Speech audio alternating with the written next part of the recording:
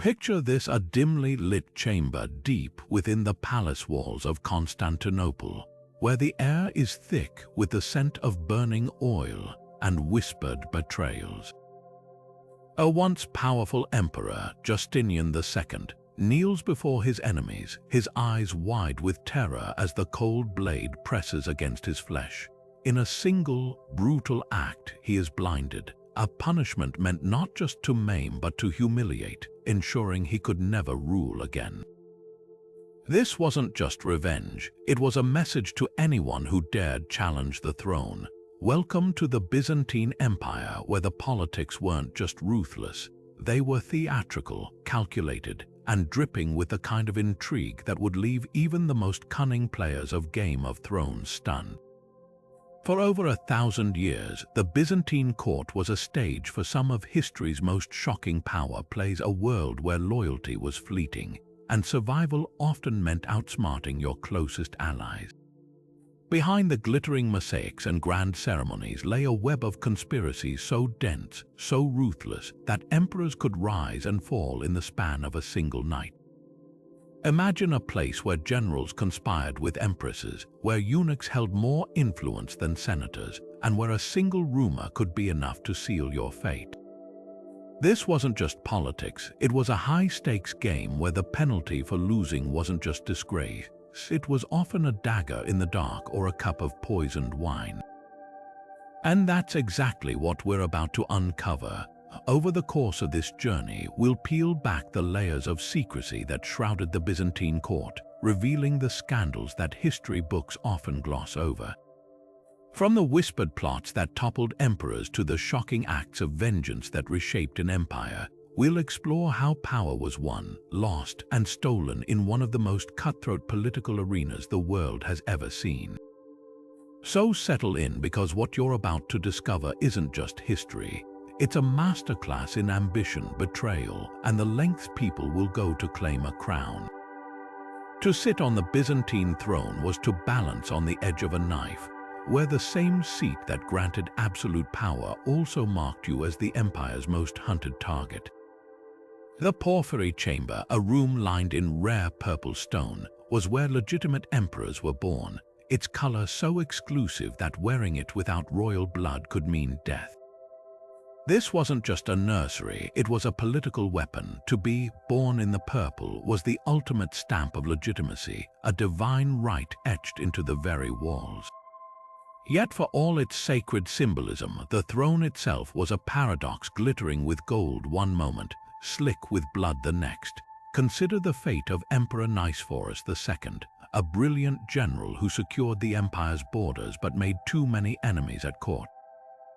After years of successful rule, his own wife and her lover conspired with disgruntled nobles, letting assassins into the palace through a hidden passage.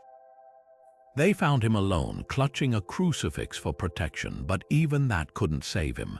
His murder wasn't just a coup, it was theater. The conspirators dragged his body through the streets, mocking his corpse to prove his reign was truly over. And it wasn't just emperors who risked everything. The courtiers orbiting the throne lived by a deadly calculus: the closer you stood to power, the brighter your rise, but the shorter your shadow. Take the story of the powerful eunuch Basil Lecapenus, who controlled the treasury and influenced emperors for decades. His downfall came not from battlefield defeats, but from whispering the wrong advice at the wrong time. One misstep and he found himself exiled to a monastery, his wealth confiscated, his name scrubbed from records. Even the throne's physical design reflected its peril. The seat was elevated on a raised platform, forcing subjects to kneel, but that same height made the emperor an exposed target. Ceremonies in the great palace weren't just displays of splendor, they were intelligence-gathering operations. Every bow, every gift, every smile hid potential daggers. The Byzantines didn't just play politics, they weaponized ritual, turning banquets into battlegrounds and coronations into traps. What made the throne so lethal wasn't just greed, it was the empire's very structure. Unlike feudal Europe, where power was scattered among lords, Byzantium centralized everything in Constantinople. Control the city, control the empire. That's why revolts didn't simmer in distant provinces. They erupted in the palace halls, where a single midnight conspiracy could rewrite history by dawn. The throne wasn't just a seat of power. It was the heart of a labyrinth where only the most ruthless, the most cunning, or the luckiest could survive. Rising 30 feet high and stretching for miles, the Theodosian Walls were Constantinople's ultimate shield, a triple-layered masterpiece of ditches, outer barriers, and towering inner fortifications that stood unconquered for centuries. Built in the 5th century, these walls repelled everything from Persian armies to Arab sieges, their sheer scale a psychological weapon as much as a physical one. But while they could keep out foreign invaders, they were helpless against a far deadlier threat, the betrayals festering within the city's own heart. The irony was brutal. Emperors poured fortunes into maintaining these walls, trusting them to withstand armies, yet their greatest vulnerability wasn't the enemy beyond the gates, but the allies within them. Take the rebellion of General Vitalian in the 6th century. After years of failed assaults on Constantinople, he finally broke through, not by breaching the walls, but by bribing the guards to open them. The same soldiers sworn to defend the empire became its undoing, proving that no fortress could outlast the greed of those inside. Even more telling was the chaos of the Nika Riots, when the city erupted in flames and mobs demanded Emperor Justinian's head. As the rebellion raged, the palace guards tasked with holding the walls against external threats abandoned their posts to join the rioters. The walls stood pristine, untouched by any foreign force, while the empire nearly collapsed from within. Justinian only survived by unleashing his general Belisarius on his own people, turning the city's streets into a slaughterhouse. And then there was the ultimate humiliation, Emperor Michael V, who fled to a monastery during an uprising, only to be dragged out, blinded, and mutilated, all while the Theodosian Walls loomed intact in the distance. They'd done their job too well. For centuries, they'd convinced rulers they were safe from outside threats, blinding them to the knives being sharpened in their own courtyards. The walls were a monument to Byzantine ingenuity, but also to its fatal delusion. That stone could ever be stronger than ambition. Perhaps the most poetic twist came in 1204, when Crusaders' allies invited into the city, sacked Constantinople, not by scaling the walls, but by exploiting the fractures between emperors, nobles, and the people. The Theodosian Walls, still standing, became a silent witness to the empire's greatest irony. The real danger was never the army at the gate, but the traitor at the feast. Among the swirling intrigues of the Byzantine court, one group stood apart not just for their loyalty, but for the sheer terror they inspired. The Varangian Guard, an elite force of Norse warriors, were the empire's most feared protectors and most unpredictable wildcards. Towering over their Greek counterparts with axes as tall as a man, these mercenaries from Scandinavia became the emperor's last line of defense, and sometimes the architects of his downfall. What made them so dangerous wasn't just their brutality in battle, it was their foreignness. Unlike local soldiers tangled in family alliances or court factions, the Varangians had no stake in Byzantine politics except gold. And that made them the perfect instruments of rebellion. Their reputation was forged in blood. When Emperor Basil II faced a revolt led by the powerful General Bardas Phocas, it was the Varangians who turned the tide. As Phocas charged toward Basil's tent, confident of victory, the Norse warriors erupted from the shadows, their axes cleaving through armor like parchment. The chroniclers wrote that by dawn, the ground was so littered with rebel corpses that Basil ordered them stacked into pyramids as a warning. From that moment, no emperor dared rule without Varangian blades at his back. Yet their loyalty had a price. In 1081, Emperor Nicephorus III found this out the hard way. Facing a coup led by the ambitious general Alexios Komnenos, he watched in horror as his own Varangians, bribed with promises of doubled pay, switched sides mid-battle. They didn't just abandon him, they helped drag him from the throne, proving that even the most trusted guards could become kingmakers overnight. The guards' true power lay in their neutrality. When factions within the palace schemed, the Varangians stayed above the fray until their axes decided the winner. During the chaotic reign of Michael VII, rival nobles showered them with gifts, each hoping to buy their allegiance. The Norsemen took the gold, then stood aside as the mob stormed the palace, letting the bloodshed run its course before backing whoever emerged strongest. Their most infamous moment came in 1204 when Constantinople fell to the Fourth Crusade. As the city burned, the Varangians made a chilling choice, not to die for a lost cause but to negotiate. Switching sides to serve the new Latin rulers, they proved once and for all that their true allegiance wasn't to emperors or empires but to survival itself. In the end, even the most elite bodyguards couldn't save Byzantium from its greatest enemy, the relentless march of time. In the shadow of the Imperial Palace, the Hippodrome roared to life, not just as a stadium for chariot races, but as a pressure cooker for political revolution. What appeared on the surface as a rivalry between the Blues and Greens, two fanatical racing factions, was in reality a thinly veiled battle for the soul of the empire. These weren't mere spectators, they were organized militias, each with their own networks of spies, assassins, and even ties to the imperial family. The colors they wore, azure for the Blues, emerald for the Greens, were badges of allegiance that carried more weight than any senator's robe. The factions began as sporting clubs, but by the 6th century they'd evolved into something far more dangerous. Emperors quickly learned that keeping the Hippodrome happy wasn't optional, it was a matter of survival. When Emperor Anastasius sided too openly with the Blues, the Greens erupted in riots that left entire neighborhoods in flames. His successor, Justin I, tried to play both sides, lowering taxes for Green-dominated districts while appointing Blue loyalists to key military posts. It was a precarious balancing act, like juggling torches over a pool of oil, but no ruler understood the faction's power or miscalculated it more catastrophically than Justinian. Early in his reign, he openly favored the Blues, letting their members act with impunity, assaulting rivals and even murdering a Green supporter during a race. The Greens, simmering with resentment, finally snapped. During one fateful race in 532, their chants shifted from sports taunts to outright rebellion, echoing through the Hippodrome's marble tiers, "Long live the merciful Greens." Justinian, you tyrant, we're starving while you feast. What started as jeers became a full-scale revolt, the Nika Riots, named for the protesters' cry of Nika. Or conquer. For 5 days the city burned.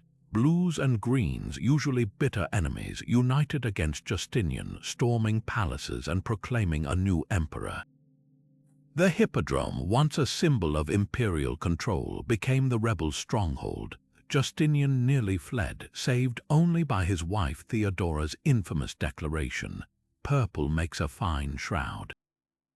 Her cold resolve steeled him, and his general Belisarius sealed the Hippodrome exits, slaughtering 30,000 trapped rioters in a single afternoon. The message was clear: even the mightiest factions were no match for an emperor willing to drown dissent in blood. Yet the factions outlived Justinian's brutality. Later emperors like Maurice tried banning them outright only to face assassination. Others, like Heraclius, weaponized them, using their networks to spread propaganda against Persian invaders. The Blues and Greens proved that in Byzantium, politics wasn't confined to throne rooms or battlefields. It thrived in the dust of the racetrack, where the roar of the crowd could topple empires as surely as any army. The Hippodrome had always been a powder keg, but no one could have predicted the explosion that would come on that January day in 532. What began as a routine chariot race quickly spiraled into the deadliest civilian uprising Constantinople had ever seen, the Nika Riots, The air crackled with tension as the Greens hurled insults at Emperor Justinian, their chants morphing from sports banter into outright sedition. When the Blues, usually their bitter rivals, joined in, the crowd became a single furious beast. Nika, Nika, they screamed, conquer, transforming the racetrack into a revolutionary tribunal. Justinian had miscalculated badly. For years, he'd favored the Blues, turning a blind eye as they attacked Green supporters with impunity. But oppression had forged an unlikely alliance. As the sun set that first night, factions that had once brawled in the streets now marched together, torches in hand, toward the palace district. They demanded the ouster of corrupt officials, then grew bolder, calling for Justinian's head. By dawn, the city's prisons stood empty, their inmates swelling the rebel ranks. Flames engulfed the chalk gate, and the Senate House collapsed in a shower of marble. The mob crowned a new emperor, Hypatius, a reluctant noble dragged from his home, right there in the Hippodrome, the same sands where chariots had raced just days before. Trapped in the palace, Justinian prepared to flee, but then Theodora, his empress, uttered the words that would echo through history: "Royal purple is the noblest shroud." Her defiance galvanized him. While rebels celebrated their supposed victory, Justinian played his last card. He sent his treasurer to bribe key Blue leaders, splitting the rebellion's unity. Then came the masterstroke. General Belisarius and his troops sealed the Hippodrome's exits, trapping 30,000 men, women, and children inside. What followed wasn't battle, it was butchery. Archers rained death from the upper tiers as infantry advanced methodically, spearing survivors. By nightfall, the stadium's drains ran red. The riot's ashes revealed a brutal truth. Byzantium's emperors could never truly control the streets, only out-terrorize them. Justinian rebuilt Constantinople grander than ever, yet the Hippodrome's shadow loomed large. Every subsequent ruler knew the crowd's roar could be applause one moment, a war cry the next. The Nika riots proved that in Byzantium, politics wasn't just played in marble halls, it was fought in the blood-stained sand of the circus. Born in a cramped apartment above Constantinople's bare pits, Theodora's origins couldn't have been further from imperial purple. Her father, a bear keeper for the Greens faction at the Hippodrome, died when she was just a child, leaving her family destitute.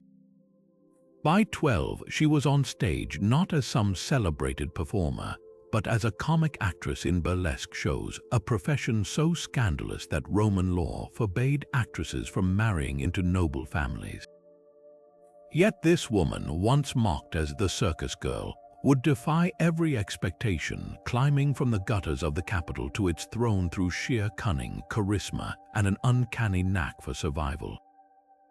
Her early years read like a script from Byzantium's underworld. Forced into prostitution by her sister's lover, Theodora fled Constantinople in her teens, becoming the mistress of a Syrian official.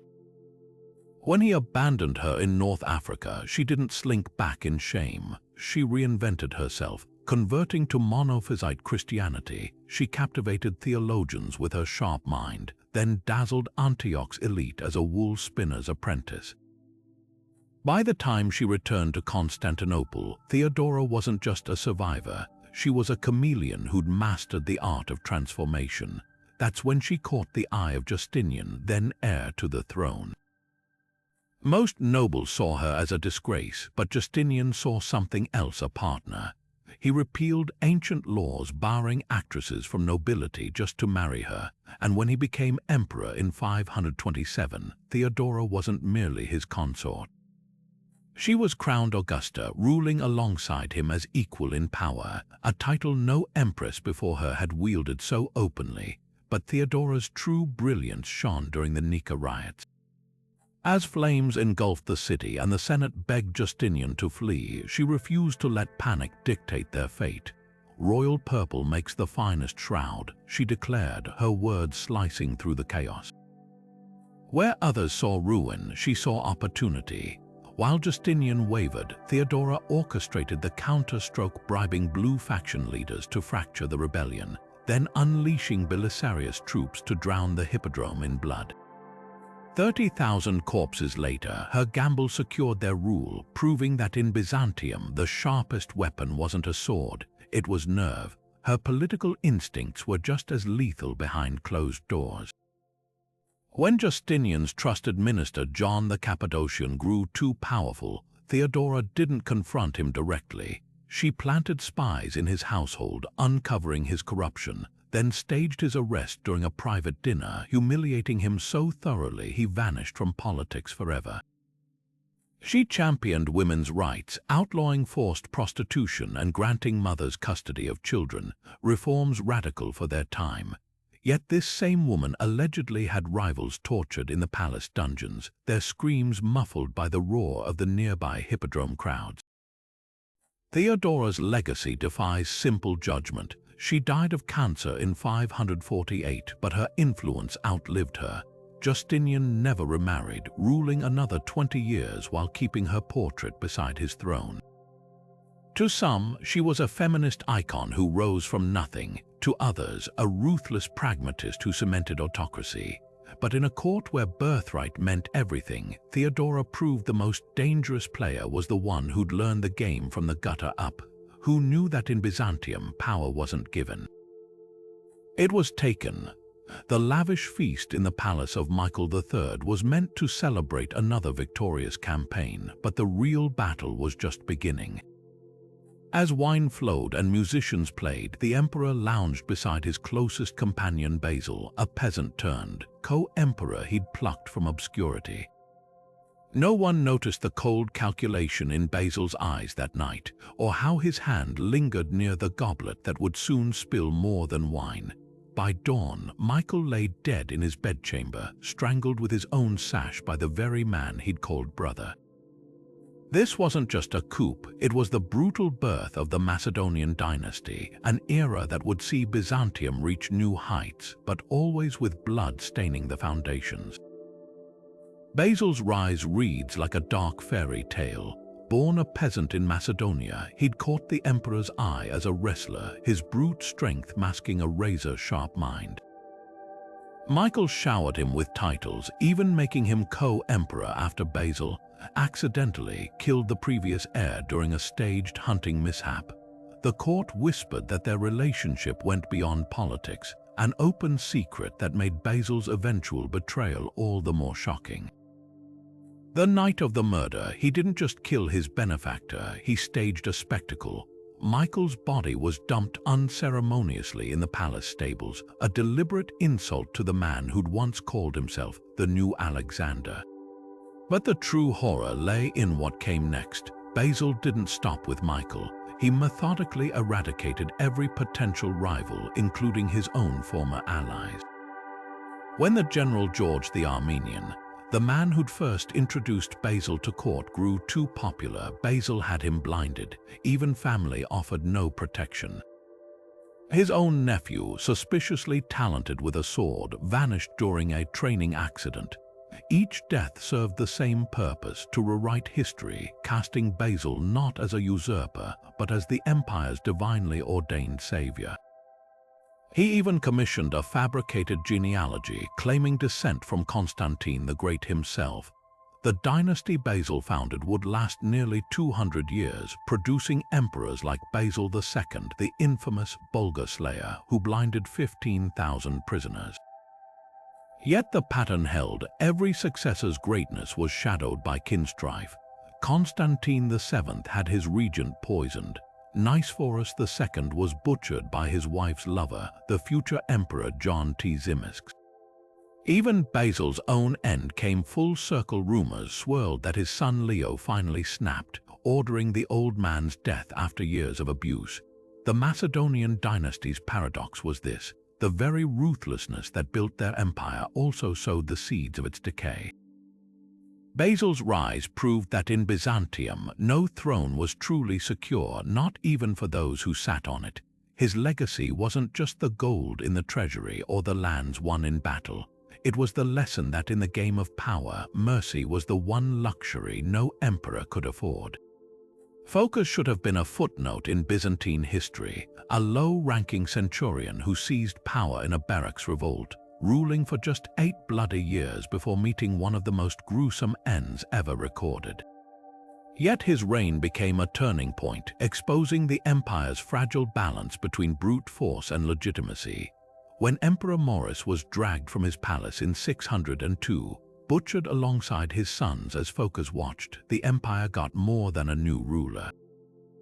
It got a living warning of what happens when the throne becomes a prize for the strongest thug in the room. At first, Phocas played the part of a reluctant emperor. He knelt before the patriarch, swore oaths to uphold the law, even minted coins showing Christ, crowning him a desperate bid for divine approval. But the charade collapsed within months. Paranoia consumed him. He executed Maurice's widow and daughters, then turned on his own supporters, filling the city with headless corpses displayed like gruesome trophies. The Senate, once a check on imperial power, became a rubber stamp for his purges. Even the Hippodrome factions, usually eager to exploit chaos, fell silent under his reign of terror. But Phocas' true undoing began beyond the empire's borders. His coup had left the eastern armies in disarray, and Persia's King Khosrow II saw an opening. Claiming vengeance for Maurice, his former ally Khosrow invaded, unleashing a war that would rage for decades.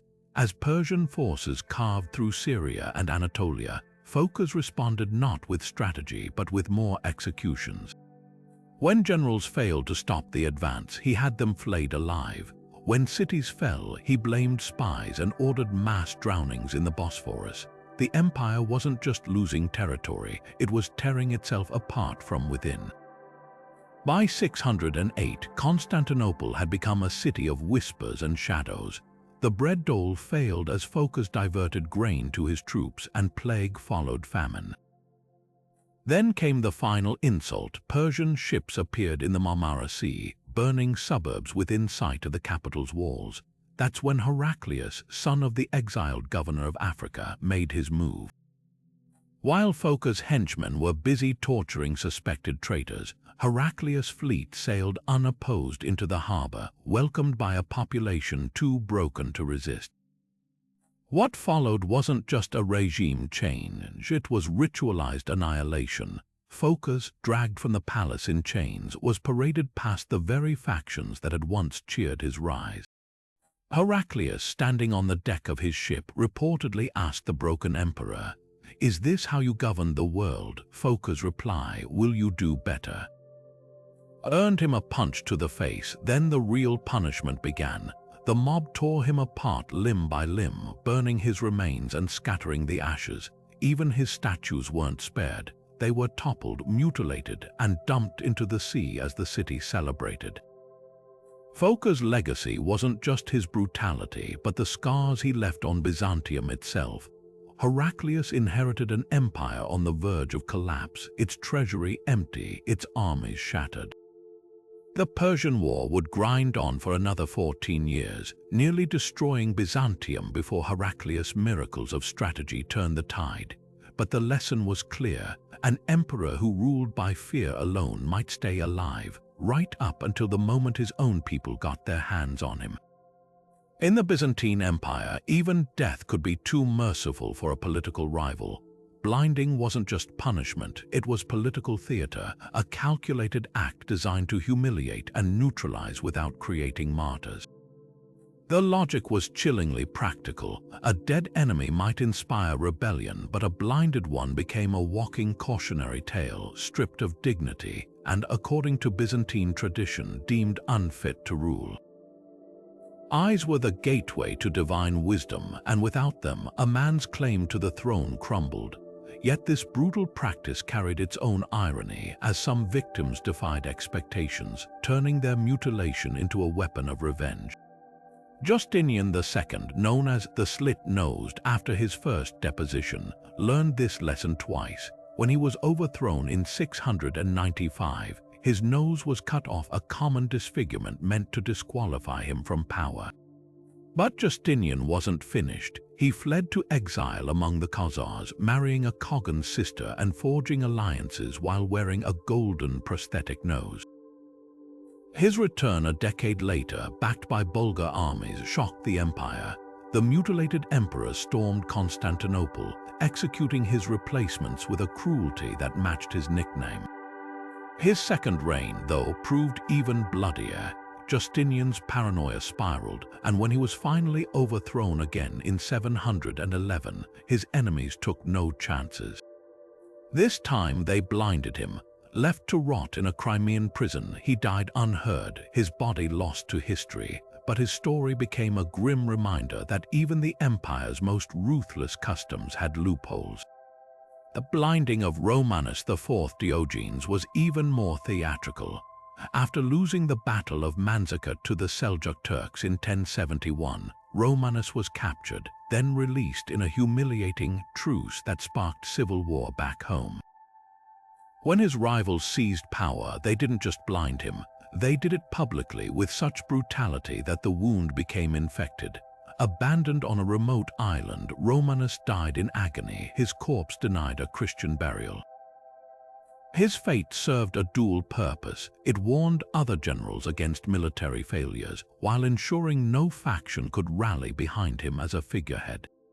But perhaps the most grotesque twist was the case of Emperor Isaac II Angelos. Deposed and blinded by his own brother Alexios III in 1195, Isaac languished in prison for years until the Fourth Crusade unexpectedly restored him as a puppet ruler alongside his son. The sight of this broken man, led by attendants to reign while crusaders looted Constantinople, was the ultimate perversion of Byzantine political logic. Blinding had failed. Instead of preventing chaos, it created a hollow symbol of imperial collapse, proving that even the empire's darkest arts couldn't outpace its unraveling. What made these acts so chilling wasn't just the physical cruelty, it was the psychological precision. A blinded rival could still speak, still beg, still serve as a living lesson to others. The practice exposed Byzantium's obsession with control. Power wasn't just about winning, it was about making your enemies powerless in the most visible way possible. Yet, as Justinian II proved, mutilation could backfire spectacularly. In an empire where divine right and perception dictated rule, even a broken man might rewrite his fate if he had the sheer will to wear his scars like armor. Alexios Komnenos didn't just take the Byzantine throne. He hacked his way through a thicket of rivals with the precision of a surgeon and the patience of a spider. His rise wasn't a lightning strike of rebellion. It was a masterclass in political chess where every move, from whispered promises to strategic marriages, was calculated to isolate his enemies and amplify his allies. The empire was in freefall when Alexios made his play, buckling under weak emperors and Norman invasions. But where others saw chaos, he saw raw material for revolution. It began with blood ties. Alexios came from the Komnenoi, a military aristocracy sidelined by court bureaucrats. His uncle Isaac had already briefly seized the throne years earlier, proving the family's ambition and the cost of failure. So Alexios learned from those mistakes. Instead of charging the palace gates, he spent his 20s weaving a web of loyalties. He courted the Doukas family, whose influence stretched through the bureaucracy like roots through marble. Their support wasn't given freely, it demanded a price. Enter Irene Doukaina, the family's sharp-witted princess. Their marriage wasn't just a union, it was a merger, binding military might to administrative clout. But Alexios knew aristocrats alone couldn't crown him. He turned to the army, where his youthful victories against rebels and Normans had made him a legend in the barracks. When Emperor Nicephorus III, an aging placeholder, proved incapable of stopping the Norman advance, Alexios positioned himself as the empire's last hope. His coup wasn't a riot, it was a choreographed takeover. Key city gates swung open without resistance. Palace guards, many secretly loyal to the Komnenoi, stood aside. Even the Varangians, usually the emperor's final shield, hesitated. Their Norse axes stayed still as Alexios' conspirators surrounded Nicephorus. The old emperor surrendered without a fight, retiring to a monastery with his life spared, a rare mercy that served as propaganda. Alexios wasn't just strong, he was merciful. Seizing power was one thing, keeping it demanded reconstruction. The Byzantine aristocracy had become a nest of feuding clans, so Alexios rebuilt it in his image. He created a new hierarchy, the pronoia system, granting land and titles to loyalists while freezing out rivals, but his real genius was in the details. He didn't just reward allies, he entangled them. Military commanders received estates, but those estates came with obligations, troops to raise, taxes to collect. It was feudalism with Byzantine bureaucracy, ensuring that every aristocrat's wealth was tied directly to the empire's survival. And then there was the church. Alexios, ever the pragmatist, knew piety could be as potent as swords. He backed religious reforms, positioning himself as God's chosen restorer, never mind that his own coup had been far from divine. When a rogue preacher named Nilus challenged his authority, Alexios didn't execute him. He invited him to a theological debate, then crushed him with logic, proving even heresy bent to his will. The final stroke, he made the throne a family business. His mother Anna Damascene, a political tactician in her own right, became the empire's unofficial prime minister, managing state affairs while Alexios fought wars. His brother Adrian commanded key armies. Even young Irene, his Douka's bride, wielded unprecedented influence, softening his image with charitable works. The message was clear: the Komnenoi weren't just rulers, they were an institution. Alexios' reign would face existential threats, from Norman warlords to the rising Seljuk tide, but his coup's real legacy was its blueprint. He proved that in Byzantium, power wasn't taken by the strongest or the noblest, but by the one who could rewrite the rules of the game itself. The throne didn't belong to him by birth. He stitched his claim together, thread by thread, until the empire had no choice but to wear his colors. The Angeloid dynasty didn't just fail, they unraveled Byzantium with a mix of staggering incompetence and petty greed that turned the empire into a tinderbox waiting for a spark. It began with Isaac II, whose rise in 1185 should have been a moment of redemption. The empire was reeling from foreign invasions and internal decay, but instead of steadying the ship, Isaac piloted it straight toward the rocks. His reign became a masterclass in how to alienate every power base at once. First, he enraged the aristocracy by revoking their tax exemptions, then squeezed the peasantry with brutal levies to fund his lavish building projects. Even the army, Byzantium's last line of defense, turned against him when he replaced seasoned commanders with flattering courtiers. But the real rot set in with his brother Alexios III. When he overthrew Isaac in 1195, he didn't just blind him, he auctioned off the empire piece by piece. Crown jewels were melted down for coin. Military outposts were abandoned as their budgets vanished into the pockets of Alexios' favorites. At one point, he even sold the navy's anchor chains to Venetian merchants, leaving Byzantine ships helpless against pirates. The empire's enemies noticed. In the Balkans, Bulgarian rebels carved out their own kingdom. In Anatolia, the Seljuks advanced unchecked, and all the while, Alexios held extravagant banquets, once serving 100 courses while refugees starved outside the city walls. The dynasty's death blow came from an unexpected direction, the Fourth Crusade, when young Alexios IV, Isaac's exiled son, promised the Crusaders unimaginable wealth if they restored his family to power. The Angeloids' legacy of corruption made the offer believable. The Crusaders, already stranded and desperate, besieged Constantinople in 1203, not as conquerors at first, but as mercenaries for a claimant whose family name still held sway. What they found was staggering. The once impregnable Theodosian Walls stood neglected, their garrisons unpaid for years. The Imperial treasury, famously plundered by Alexios III, contained barely enough gold to fill a single chest. The final act was pure tragedy. Alexios IV, once installed as co-emperor, couldn't deliver his promises. His attempts to squeeze more taxes from the bankrupt city sparked riots. Within months, he was strangled by his own courtiers, and the Crusaders, now cheated of their payment, turned on Constantinople with a vengeance.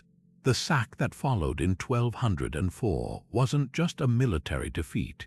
It was the grotesque culmination of 3 decades of Angeloid misrule. Palaces built with stolen taxes were torched. Libraries preserving ancient knowledge were dismantled for kindling.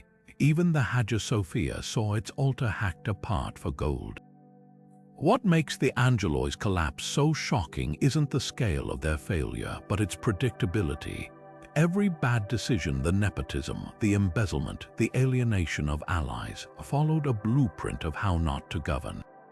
They treated Byzantium not as a civilization to steward, but as a private fiefdom to loot.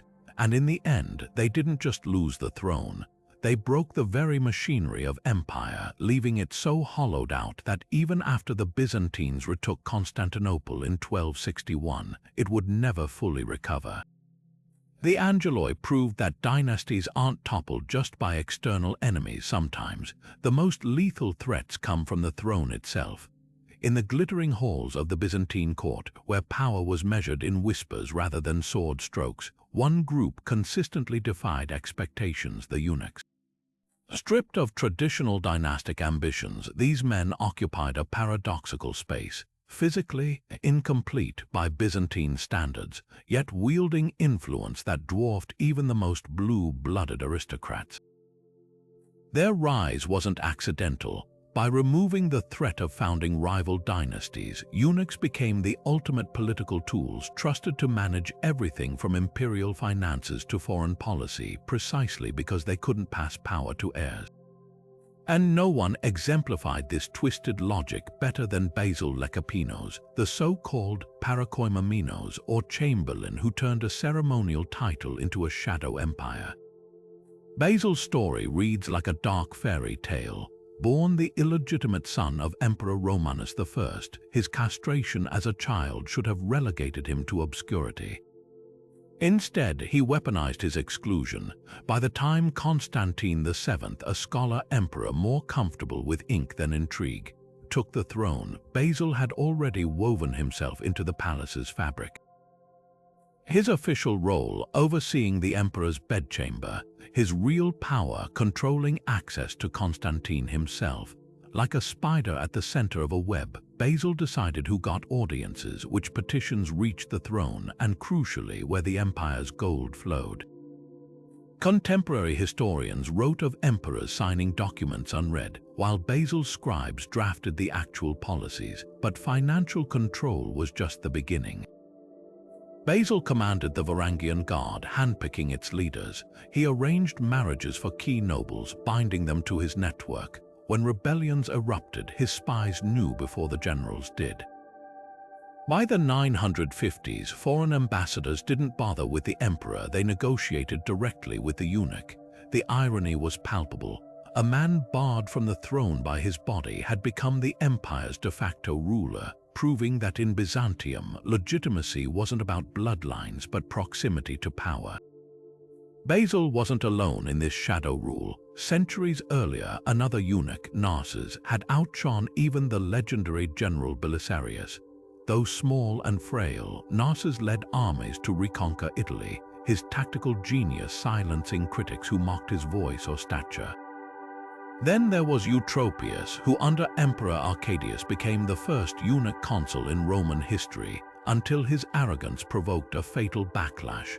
These men thrived in the gaps of Byzantine society, exploiting the unspoken truth. While emperors fought for glory, eunuchs mastered the bureaucracy that actually kept the empire running. The system's brutality was its strength. Unlike hereditary nobles, eunuchs owed their status entirely to imperial favor. A single misstep could topple them, as Basil learned when Constantine's successor Romanus II exiled him to a monastery, confiscating decades of ill-gotten wealth. Yet their influence lingered like a phantom limb. Long after Basil's death, eunuchs still dictated court promotions, manipulated succession crises, and occasionally, like the 11th century, John the Orphanatrophos engineered the rise of entire dynasties. What made their power so enduring was its invisibility. Eunuchs didn't need purple robes or crowns. They controlled the mechanisms. Others overlooked the treasury ledgers, the palace guard rotations, the imperial correspondence. In an empire where ceremony masked chaos, they were the quiet architects of order. And perhaps that's the most Byzantine twist of all. The very men deemed unfit to rule often understood better than anyone what ruling truly required. The imperial birthing chamber was no ordinary room. It was a fortress of legitimacy, walled in rare purple porphyry stone so costly that wearing its color without royal blood was punishable by death. To be Porphyrogenitos, born in the purple chamber, wasn't just a privilege, it was divine endorsement carved into marble. This sacred status turned childbirth into political theater, where empresses labored under armed guard to prevent substitution rumors, and midwives swore oaths on relics that the newborn had indeed drawn first breath within those violet walls. The chamber's prestige stemmed from ancient Rome, where purple dye extracted from sea snails at a cost exceeding gold had symbolized supreme authority. Byzantium weaponized that symbolism, making the room itself a womb of dynastic destiny. Yet this exclusivity bred vicious cycles of violence. When Emperor Leo VI's first 3 marriages failed to produce a Porphyrogenitos heir, his desperate 4th wedding sparked a decade-long feud with the patriarch that nearly split the church. The stakes were even higher for Zoe Porphyrogenite, one of Byzantium's few purple-born empresses. Her entire 50-year reign became a battle to prove her legitimacy against nobles who sneered that no woman could wield true imperial authority, even as she outmaneuvered 3 husbands and countless rivals who underestimated her. The worst bloodshed erupted when Porphyrogenitos' claims collided with raw power. Emperor Basil II spent his childhood locked in the purple chamber as regents fought over his throne, emerging with a paranoia that fueled his later brutality. His successor, Constantine VIII, produced only daughters, triggering a crisis where 3 purple-born sisters became pawns in a civil war that saw their husbands murdered, exiled, and blinded. Even foreign powers exploited this obsession. Crusader kings later fabricated purple ancestry to justify carving up Byzantine lands, while Ottoman sultans would proudly claim porphyry lineage through captured princesses. The cruelest irony, many purple-born rulers were likely frauds. Historians note how conveniently emperors like Alexios I Komnenos suddenly had Porphyrogenitos children after seizing power. Their births hastily moved to the chamber post-coup. But truth mattered less than perception. In an empire where legitimacy was as fragile as glass, the Purple Chamber's myth proved more durable than the swords that so often decided its fate. The scheme seemed foolproof at first. Prince Alexios Angelos, nephew of the deposed Emperor Isaac II, stood before the Crusader camp at Venice in 1202 with an offer that made hardened knights gasp. Help him reclaim Constantinople from his usurping uncle, he pleaded, and he'd pay 200,000 silver marks, enough to drown every soldier in gold. More tempting still, he'd reunite the fractured Eastern and Western churches under the Pope, healing a schism centuries old. For crusaders already struggling to fund their holy war, it was divine providence. No one paused to ask why a single city's wealth could ransom an empire twice over. Or what would happen if this exiled prince couldn't deliver? What followed was less a crusade than a slow-motion train wreck. When Alexios promised payment stalled after his coronation as co-emperor, the Crusaders, now camped outside Constantinople as allies, realized they'd been played. The treasury was empty, drained by decades of Angeloi mismanagement. The citizens, taxed into starvation to satisfy foreign mercenaries, revolted. And Alexios IV, the boy who dreamed of restoring his family's honor, was strangled by his own courtiers after just 6 months on the throne. That's when the veneer of chivalry shattered. The Crusaders, owed a fortune and stranded without supplies, stopped pretending this was about faith. On April 12, 1204, they unleashed hell. For 3 days, knights who'd sworn oaths to protect Christendom looted Constantinople with a brutality that shocked even their own chroniclers. Nuns were raped atop altars. Libraries holding ancient Greek texts fed bonfires. The great bronze statue of Athena, once worshipped as the city's guardian, was melted down for coin. When the smoke cleared, the Crusaders crowned one of their own, Count Baldwin of Flanders, emperor of a realm they'd carved up like roast venison. Venice took the ports. The knights divided the provinces. Byzantium, at least in name, still existed, but only as a Frankenstein's monster of feudal fiefs. The true tragedy lay in the aftermath. The empire never fully recovered. Though Byzantine rump states would retake Constantinople 57 years later, the damage was irreversible. The Crusades' greatest betrayal wasn't the sacking, it was the irreversible fracturing of trust between East and West. Orthodox Christians, watching Crusader priests desecrate their holiest sites, came to view Catholicism as a greater heresy than Islam.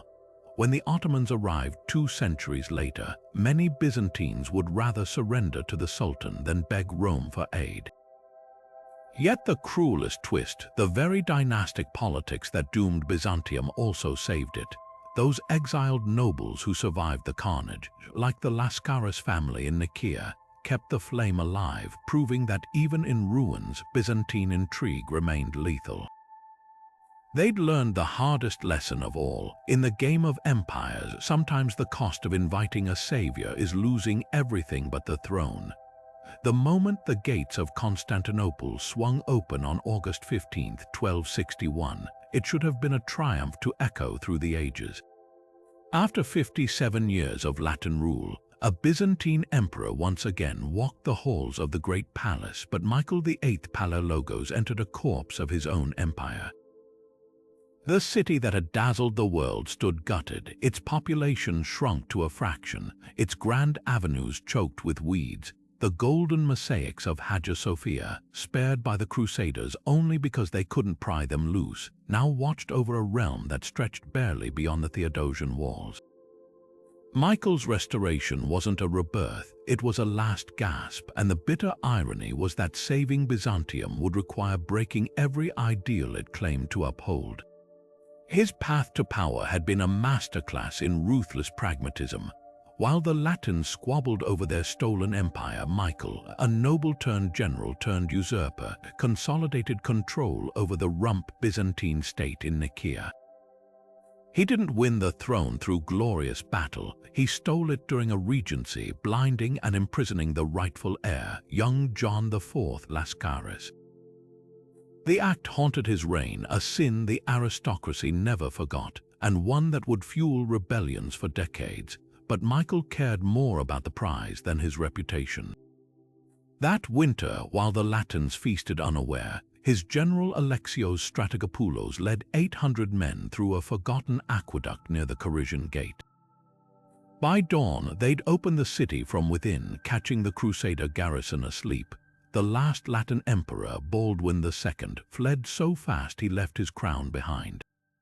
Restoration, however, proved harder than conquest. The empire Michael rebuilt was a hollow imitation, financially ruined, territorially shrunken, and surrounded by enemies eyeing its weakness.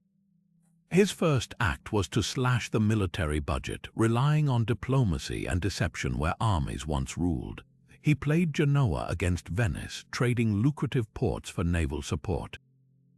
He even negotiated a humiliating union with the Pope, promising to submit the Orthodox Church to Rome, a deal that sparked riots in Constantinople and outright revolt in the provinces.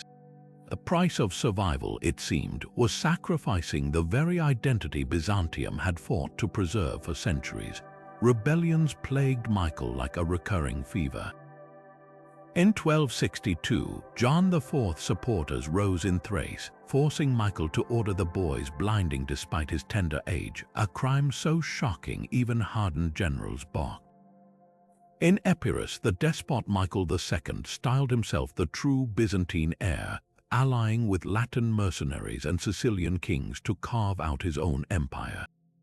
Then came the ultimate betrayal. Michael's own nephew, John the Bastard, defected to the Epirotes, leading campaigns that reached the outskirts of Thessalonica. Each revolt forced the emperor to buy off one enemy to fight another, bleeding the treasury dry. The cruelest twist, Michael's greatest victory, retaking Constantinople, sealed Byzantium's fate. Where the Nicaean emperors had ruled a compact, defensible state in Anatolia, the restored empire now straddled two continents with crumbling defenses. The Turks, once kept at bay, poured into Byzantine Asia Minor the moment Michael shifted troops to Europe. By his death in 1282, the empire's heartland was already lost, its farms tax-exempt wastelands, its armies reliant on foreign mercenaries. The Palaeologoi would cling to power for nearly 2 more centuries, but their reign was less a resurgence than a protracted funeral. Proof that sometimes the cost of reclaiming a throne is losing the very thing that made it worth having. History remembers Irene of Athens as the woman who dared to do the unthinkable, not just rule Byzantium, but maim her own son to keep the throne. Her rise began with tragedy, widowed at 25 when Emperor Leo IV died suddenly, leaving her as regent for their 6-year-old son Constantine. But Irene wasn't content to play caretaker. She seized control with calculated brilliance, sidelining rivals and co-opting the empire's elite eunuchs as allies. When her son reached majority and tried to reclaim power, she didn't banish him. She had him dragged to the Purple Chamber, the very room where he'd been born, and blinded with hot irons. The act shocked Christendom, but Irene understood Byzantium's brutal calculus. Weakness invited assassination, while ruthlessness commanded respect. Her reign was a paradox, pious enough to restore veneration of icons after a century of iconoclasm, yet pragmatic enough to negotiate directly with Charlemagne, even offering marriage to unite the Eastern and Western empires. That deal collapsed when her own ministers rebelled, but the audacity alone cemented her legacy. No woman before her had wielded such sheer, undisguised power. Yet Irene was only the opening act in Byzantium's drama of formidable empresses. 2 centuries later, Zoe Porphyrogenite proved that royal blood could be as potent as any dagger. Born in the Purple Chamber, that sacred womb of legitimacy, she spent decades confined to palace quarters while men ruled, her dynastic value preserved like a jewel in a vault. At 50, she finally became co-empress alongside her sister Theodora, but Zoe wasn't satisfied with shared power. Her solution: strategic marriages. First came Romanus III, a bureaucrat she elevated to emperor until his neglect drove her to allegedly drown him in his bath. Next was Michael IV, her teenage lover installed through scandal, who repaid her favor by banishing her to a convent once crowned. Zoe's revenge was slow and delicious. She outlived him, returning to rule with her nephew Michael V, only to have him blinded when he turned against her. Her final marriage at 62 to Constantine IX became the stuff of legend, less for romance than for the sheer spectacle of her wedding banquet, where guests gasped as the septuagenarian empress glittered in gems worth entire provinces. Between these bookends of ruthlessness and cunning stood lesser-known but equally fascinating figures. Theophano, a tavern keeper's daughter who married 2 emperors and allegedly poisoned the first, used her beauty and ambition to navigate a court that despised her low birth. Then there was Anna Damascene, the power behind her son Alexios Komnenos' throne, who governed the empire with such skill that chroniclers called her the emperor in female dress. These women shared a common playbook. They exploited their roles as mothers, wives, and dynastic figureheads to manipulate a system designed to exclude them. Where men relied on armies, empresses mastered networks of eunuchs, clergy, and foreign allies. What makes their stories so compelling isn't just their defiance of gender norms, but how they weaponized femininity itself. Irene used piety as a political tool, hosting lavish charities to mask her steel grip. Zoe flaunted her Porphyrogenito status like a shield, reminding rivals that her birthright outranked their ambition. Even their failures were instructive. When Theodora, Zoe's sister, briefly ruled alone after her death, the aristocracy recoiled at the unprecedented sight of an unmarried woman on the throne, forcing her to name a successor within months.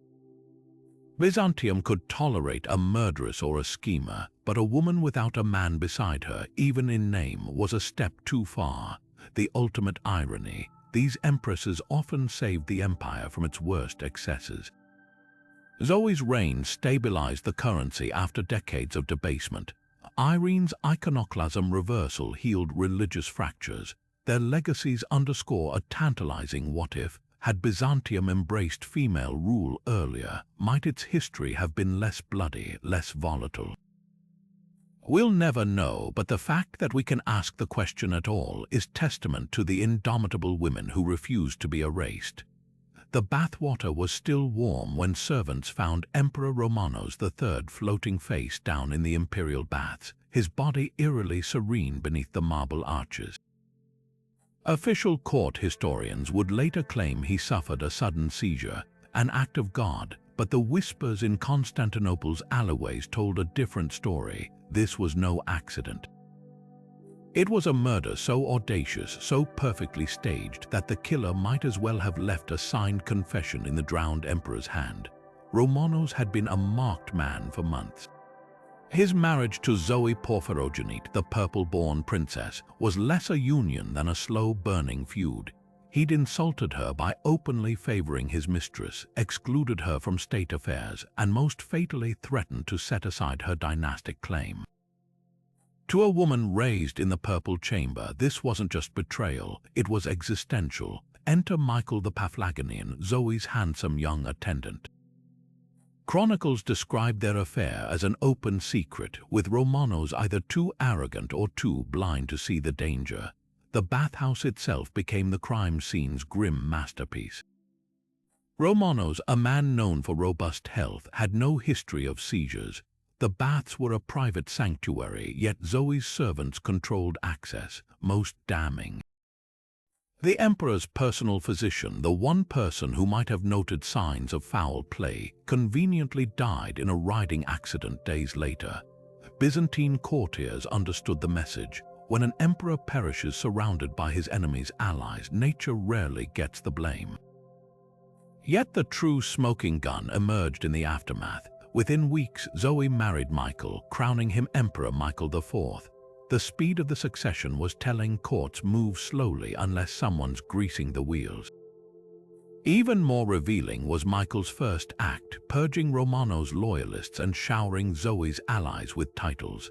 This wasn't just opportunism, it was the unmistakable stench of premeditation. But the most chilling detail lies in the shadows. A century later, historian Michael Sellows, no friend to Zoe, wrote that Romanos' body showed bruises inconsistent with drowning. Sellows had access to imperial archives now lost to time, and his account implies a darker truth. Perhaps the emperor was held under. It's a theory that fits Byzantium's modus operandi. Royals didn't die conveniently, they were helped along, their exits engineered with plausible deniability. The bath steam would have obscured assailants, the water erasing traces of struggle. Zoe's subsequent behavior only deepened suspicion. Though she secured Michael's throne, she grew distant as his reign unraveled, suggesting guilt, or perhaps realizing she'd traded one weak ruler for another. Michael, plagued by epilepsy and paranoia, would later exile her to a convent, completing the cycle of betrayal. The mystery endures because it encapsulates Byzantine power struggles at their most brutal. In an empire where bloodlines were both weapon and weakness, Zoe's alleged crime wasn't just personal, it was political survival. Whether Romanos drowned or was drowned mattered less than the lesson every aristocrat took to heart. In Constantinople, even an emperor's bath could be a battlefield. On the surface, Procopius of Caesarea was the model imperial historian. His official works praised Justinian's military campaigns and Theodora's grandeur, their prose polished to flatter the royal couple. But beneath the sycophantic veneer festered a seething fury, one that spilled onto the pages of a text so explosive it wouldn't see the light of day for centuries. Known as the Secret History, this clandestine manuscript reads like a poison pen letter from hell, accusing Justinian of being a literal demon who walked the palace halls at night without a head, while Theodora, once an actress turned empress, is painted as a nymphomaniacal tyrant who tortured political enemies with grotesque sexual humiliations.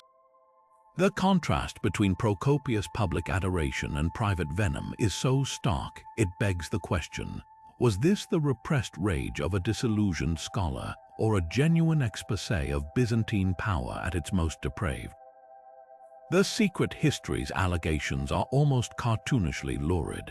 Justinian isn't just incompetent, he's described as an otherworldly scourge, a vampire draining the empire's wealth through endless wars and taxes. Theodora's chapters are even wilder, alleging she performed lewd acts on stage before her imperial days, then used her newfound power to force aristocratic women into degrading orgies. Even Belisarius, the empire's greatest general, isn't spared. Procopius claims his wife Antonina cuckolded him so brazenly that she allegedly seduced their adopted son, while the general wept helplessly outside the bedroom door. These aren't critiques, they're character assassinations written with the glee of a man sharpening a knife. But can we trust any of it? Procopius' credibility wavers under scrutiny. Some details align with known facts. Theodora did push radical reforms for women, and Justinian's wars did bankrupt the empire, yet other claims crumble. His insistence that Theodora gave birth to a bastard child during her marriage is undermined by contemporaneous records noting her infertility. The demonic descriptions of Justinian feel less like reportage and more like the ravings of a man who'd spent too many nights stewing in resentment. Perhaps most telling, Procopius never published the text. It was discovered centuries later, suggesting even he knew it crossed from satire into slander. The Secret History's true value lies not in its facts but in its fury. Procopius, a bureaucrat who'd witnessed corruption firsthand, may have exaggerated, but he didn't invent the rot.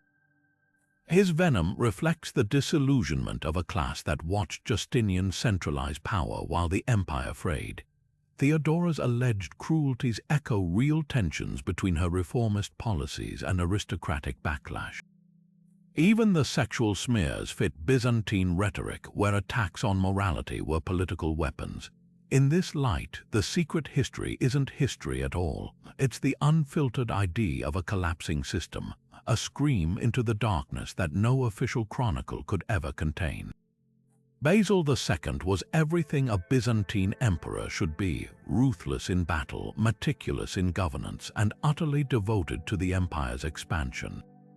His reign stretched an unprecedented 49 years, a golden age that saw Byzantium crush the Bulgarians, humiliate the Arabs, and refill a treasury bled dry by his predecessors. Yet for all his triumphs, Basil left behind one glaring vulnerability: no heir. The man history remembers as the Bulgar killer died alone, his bedchamber as barren as the battlefields he'd littered with enemies. Why would an emperor who spent his life securing Byzantium's future ensure its collapse by refusing to father a successor? The answer lies somewhere between personal obsession and cold political calculus. Some historians argue Basil's celibacy was born of trauma. His early reign was a nightmare of civil wars and betrayals, beginning when he was just 18. Two powerful generals, Bardas Skleros and Bardas Phocas, rose against him, nearly costing him the throne. The Phocas rebellion was especially brutal. Basil watched as his own troops wavered before the rebel advance, only saved by a last-minute charge from his Varangian Guard. That moment may have seared into him a lifelong distrust of dynastic alliances. Marriage meant in-laws, and in-laws meant potential rivals. His own great-uncle, Emperor Nicephorus II, had been murdered by his wife's lover. Better to rule alone than risk a knife from the marriage bed. Then there's the theory of monastic devotion. Basil lived with the austerity of a monk, wearing plain clothes, fasting rigorously, and sleeping on the floor even in his 60s. His one alleged romantic attachment, a noblewoman named Zoe, was reportedly dismissed when she dared criticize his military spending. "I took you for a wife, not a senator," he supposedly snapped, banishing her to a convent. Whether this story is true or propaganda, it paints a portrait of a man who saw personal attachments as distractions from his divine mission. The empire was his bride, its borders his legacy. But the most compelling explanation is sheer pragmatism. Basil spent decades breaking the power of aristocratic families like the Phocas and Scleros clans, ensuring no rival could challenge him. Producing an heir would have reignited those factions' ambitions, each jockeying to control a child emperor or marry into the royal line. By remaining childless, Basil kept the succession uncertain, a vacuum that perversely stabilized his rule. The nobility had no heir to manipulate, no regency to exploit. His silence on the matter was weaponized stability. The irony is that Basil's greatest strength, his single-minded focus, became his dynasty's undoing. On his deathbed, he passed the throne to his feckless brother Constantine VIII, whose reign was a parade of incompetence. Within 3 generations, the Macedonian dynasty collapsed, plunging Byzantium into chaos. Basil had spent his life building an empire, only to ensure its unraveling with his final breath. Perhaps he knew, perhaps he didn't care. For the Bulgar-killer, the game was never about perpetuating a bloodline, it was about winning. And in that, he succeeded beyond measure. The Imperial Court of Constantinople wasn't just a stage for grand ceremonies, it was a meticulously designed snare, where every bow, every chant, every flicker of incense smoke served a singular purpose: to paralyze potential rivals in a gilded cage of etiquette. Take the proskyneses, the ritual where nobles had to prostrate themselves before the emperor, their faces pressed to the floor. This wasn't mere tradition, it was psychological warfare. By reducing the empire's most powerful men to crawling supplicants, the throne reinforced an unspoken truth: dignity was a privilege granted, not a right. And the Byzantines took this theater to dizzying heights. Ambassadors from foreign lands were subjected to months of delays, forced to memorize intricate protocols before their audience. When they finally entered the throne room, mechanical lions roared, golden birds sang from automated trees, and the emperor would suddenly elevate on a hidden platform, seeming to hover midair as sunlight blazed through strategically placed mosaics. The message was unmistakable. You weren't just dealing with a man, you stood before a living god, but the real genius lay in the bureaucracy of ritual. The Kletorologion, a 9th-century manual of court precedents, detailed over 800 ranks and titles, each with its own specific costume, seating arrangement, and ceremonial role. A proto-Spatharios might spend years lobbying for the right to wear a slightly wider stripe of purple on his tunic, while a strategos could bankrupt himself hosting the mandatory feasts tied to his promotion. This wasn't incompetence, it was institutionalized distraction. While nobles bickered over who got to hold the emperors in quell during imperial signatures, real power flowed through back channels, eunuch administrators and imperial secretaries who controlled access to the throne. The system reached absurd extremes. During the Decanos ceremony, high-ranking officials competed to serve the emperor's meal, their careers hinging on whether they could balance a silver platter without trembling. Meanwhile, tax policies and military appointments were decided elsewhere by men whose names never appeared in the glittering pageantry. Even rebellion was co-opted into the spectacle. When a general returned victorious, his triumph was carefully scripted. He'd enter the city through the Golden Gate, parade past cheering crowds, then kneel before the emperor in the Hippodrome, where he'd literally be crowned with laurels only to immediately remove them and place them at the ruler's feet. The subtext was clear: your glory is mine to give and mine to take. This ritualized humiliation extended to defeated usurpers, who are often blinded not in some dank dungeon but during public ceremonies. The triumph of Staurakios in 803 turned the emperor's mutilation into a liturgical act, complete with chanting priests and incense, as if God himself sanctioned the brutality.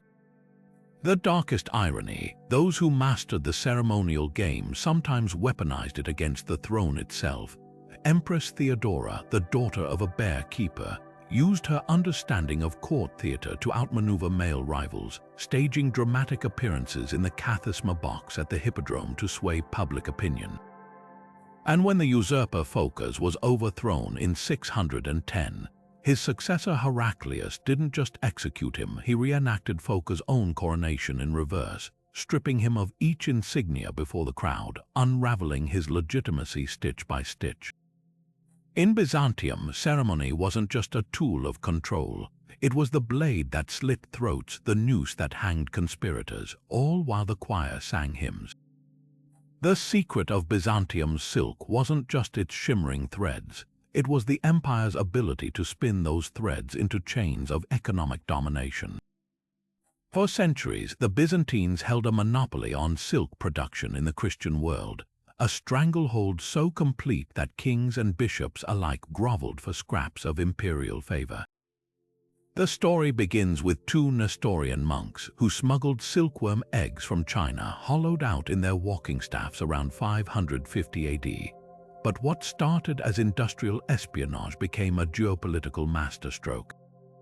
By controlling every step of production, from mulberry farms in the Peloponnese to the state-run workshops in Constantinople, emperors turned silk into a currency more potent than gold.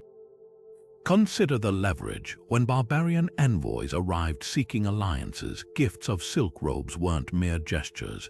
They were calculated displays of imperial reach. A Frankish chieftain draped in Byzantine purple wasn't just adorned, he was branded as the empire's client. Conversely, withholding silk could be economic warfare.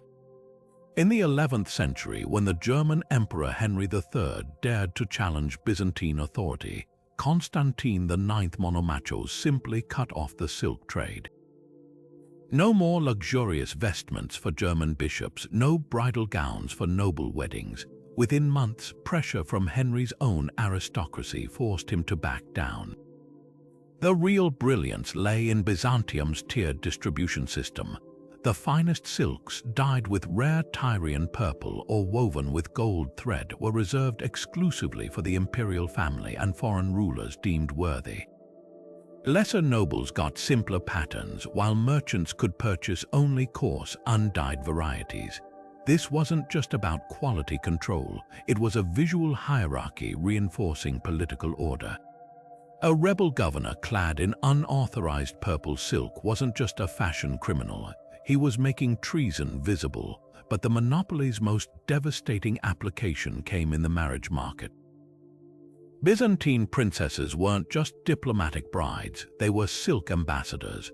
When Anna Komnene was betrothed to the Venetian Doge's son, her dowry included an annual shipment of premium silks, effectively making Venice dependent on Constantinople's goodwill.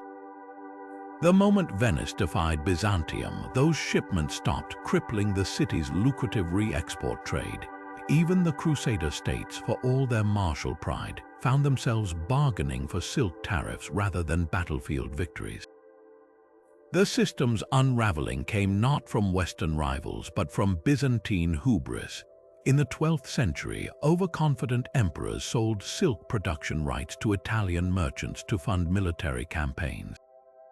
Within decades, Venetian and Genoese workshops mastered the craft, flooding Europe with cheaper alternatives. The monopoly that had propped up Byzantine diplomacy for 600 years evaporated, leaving emperors to discover too late that without silk's golden leash, their influence was just another thread snipped by time. The theme system wasn't just a bureaucratic reshuffle, it was Byzantium's desperate, brilliant answer to near annihilation in the 7th century. As Arab armies swallowed the empire's richest provinces and Persian forces camped outside Constantinople's gates, Emperor Heraclius realized traditional legions were too slow, too rigid to survive this new era of lightning raids. His solution: scatter power to the frontiers, transforming scattered remnants of the army into self-sufficient military districts called themata. Each theme was both a garrison and a government, its general the strategos, wielding absolute authority over defense, taxes, and law. Overnight, the empire became a patchwork of autonomous fortresses, each capable of mustering local farmers as part-time soldiers known as stratioti. This wasn't just decentralization, it was survival by delegation. The system's beauty lay in its reciprocity. In exchange for land grants, peasant soldiers owed lifelong military service, creating a standing army without draining the treasury. Themes grew their own food, minted emergency coinage, and even developed regional identities. Anatolia's Anatolican theme became famed for its cavalry, while the Thracian theme specialized in frontier skirmishing. When Arab raiders struck, they no longer faced a sluggish central response but a dozen localized fists ready to counterpunch. By the 8th century, themes had halted Islam's advance cold, buying Byzantium centuries more life. Yet this very strength bred danger. A strategos commanding both troops and taxes was a mini-emperor in waiting. In 742, the Armeniacan theme rebelled, crowning its general Artabasdos as Basilius. A generation later, the Thracian theme's leader, Bardanes Torkos, nearly seized the throne with a third of the empire's armies. The court's countermeasures were ruthless. Themes were split into smaller units, civilian protonotarioi were installed to spy on generals, and officers' families were often held hostage in Constantinople. But the core tension remained. Themes existed to repel invaders, yet their very success at doing so made their commanders inevitable threats. The system's decline mirrored its genius. As Constantinople regained strength, emperors feared themes more than foreigners. Basil II deliberately starved frontier districts of funds, preferring expensive mercenaries he could dismiss. By the 11th century, themes were hollow shells, their stratioti lands swallowed by aristocrats. When the Seljuks poured into Anatolia, there were no sturdy farmer soldiers left to stop them, just brittle central forces too distant to react. The theme system's fatal flaw wasn't failure but success. It saved Byzantium by creating rivals it would later destroy itself to contain. By the 15th century, Constantinople was less an empire than a ghost haunted by its own past. The once proud capital, now reduced to a shrinking city surrounded by crumbling walls, still clung to the rituals of greatness, elaborate court ceremonies, silken robes, and the echoing chants of Hagia Sophia. But the reality was stark. The Byzantine emperors now ruled little more than the city itself, a precarious chess piece caught between the Ottomans hammering at the gates and the Catholic powers who offered salvation at the price of submission. The last emperors were men trapped in an impossible balancing act. John VIII Palaiologos gambled everything on a desperate bid for Western aid, traveling to Italy in 1438 to plead for a united Christian front. The cost, swallowing his pride and signing the Union of Florence, a document placing the Orthodox Church under papal authority. The moment he returned, the city erupted. Monks denounced him as a traitor, and crowds gathered in the streets shouting, "Better the Sultan's turban than the Pope's tiara." The irony was cruel. Byzantium's survival now depended on the very Latin powers that had sacked it 2 centuries earlier. Meanwhile, inside the Blasphemy Palace, the throne room had become a stage for hollow theatrics. Emperors still donned the purple boots of their ancestors, but their decrees barely echoed beyond the Theodosian Walls. The real power brokers were no longer senators or generals, but Italian bankers and Ottoman envoys. When Constantine XI took the throne in 1449, he inherited a treasury so empty he melted down church silver to pay the garrison.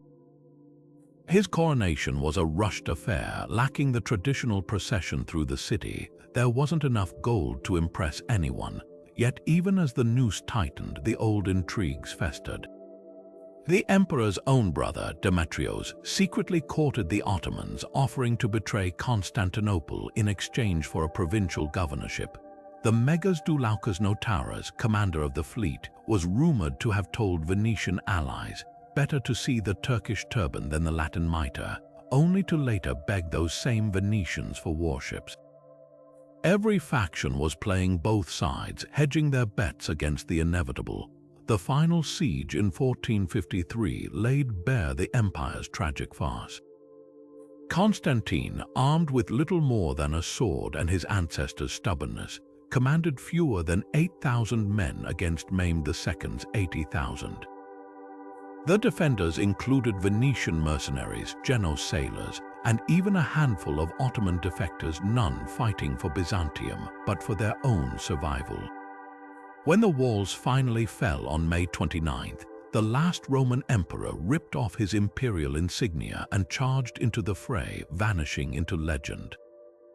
The Ottomans found his body beneath a mound of the dead, identified only by the purple eagle stitched into his socks. In the end, Byzantium's death wasn't a sudden collapse but a slow suffocation, not just by Ottoman cannons but by the weight of its own contradictions. The empire that had once dazzled the world with its diplomacy and deceit died as it had lived, torn between East and West, betrayed by its own elites, and clinging to the fading illusion of divine destiny. Even the great Theodosian Walls, which had defied invaders for a millennium, became a symbol of the empire's fatal flaw.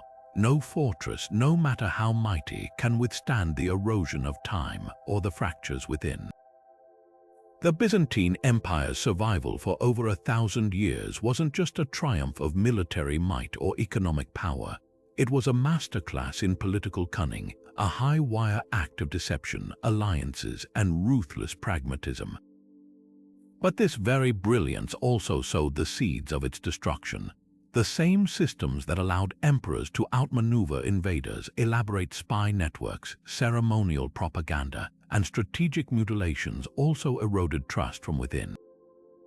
Every innovation to centralize power created new vulnerabilities. The Varangian Guard could switch sides for gold, the theme system bred rebellious generals, and even the sacred Purple Chamber became a target for fraud. Byzantium's greatest strength, its ability to adapt, became its fatal flaw, as each generation of rulers refined the art of control until the machinery of state was too brittle to withstand catastrophe. It's eerily familiar to modern politics, isn't it? Leaders still manipulate public spectacle to mask weakness. Bureaucracies grow so convoluted they stifle action, and loyalty is often just the highest bidder's commodity. The Byzantines would have recognized today's spin doctors in their court eunuchs, or their factional infighting in the echo chambers of social media. Even the empire's obsession with image over substance mirrors our age of viral moments and hollow rhetoric. The difference: when Constantinople's walls finally fell, there was no backup plan, just the grim realization that no amount of intrigue could outrun decay. So what's the takeaway? Perhaps that power, no matter how brilliantly wielded, is always a double-edged sword. The Byzantines survived invasions, plagues, and civil wars by being the smartest players in the room, only to collapse when the room itself crumbled. And that's your turn to weigh in. Which Byzantine power play left you stunned? Was it Theodora's rise from the gutter to the throne, or the cold calculus of blinding rivals? The sordid betrayal of the Fourth Crusade, or Basil II's lifetime of conquest without an heir? Drop your pick in the comments, and while you're there, consider this: in the game of empires, the moves haven't changed. Only the play.